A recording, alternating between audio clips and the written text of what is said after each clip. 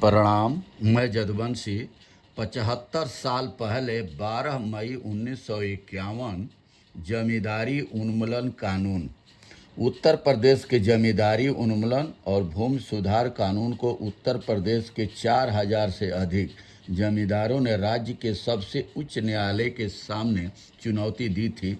यह कानून उत्तर प्रदेश की विधानसभाओं ने दीर्घकालीन विचार के बाद स्वीकार किया था और उत्तर प्रदेश की सरकार ने उस पर राष्ट्रपति की स्वीकृति प्राप्त करके इस वर्ष के स्वतंत्रता दिवस पर राज्य के किसानों को यह उत्कृष्ट उपहार भेंट किया था। उत्तर प्रदेश के किसानों ने इस कानून के लिए राज्य की सरकार को हृदय से धन्यवाद दिया, किंतु इस कानून द्वारा जमींदारों के स्थापित हितों को आघात पहुंचा था और यद्यपि वह यह समझ चुके हैं कि बदले हुए ज़माने में उनके स्थापित हित कायम नहीं रह सकते, फिर भी उन्होंने पहले तो इस कानून के विधानसभा द्वारा स्वीकृत होने में ही अधिक से अधिक विलम्ब लगाया और उनकी इच्छा के विरुद्ध जब कानून बन ही गया तो उस पर अमल न होने देने के लिए उन्होंने न्यायालय की शरण ली।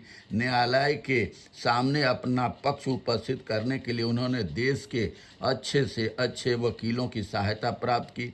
इस सब के बावजूद उन्हें मुंह की खानी पड़ी है और इलाहाबाद हाई कोर्ट ने उनकी आपत्तियों को रद्द करते हुए जमींदारी उन्मूलन कानून को नियमित ठहरा दिया है।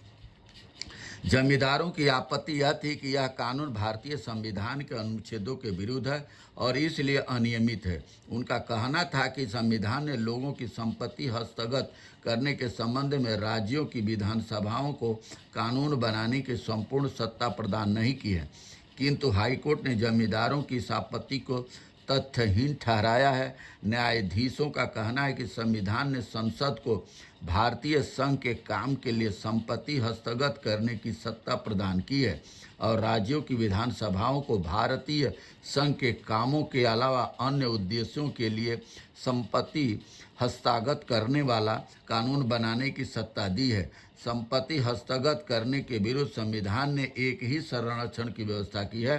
संविधान के अनुच्छेद 31(2) का कहना है कि संपत्ति को केवल सार्वजनिक उद्देश्यों के लिए हस्तगत किया जाएगा और बिना मुआवजा दिए कोई संपत्ति हस्तगत नहीं की जाएगी।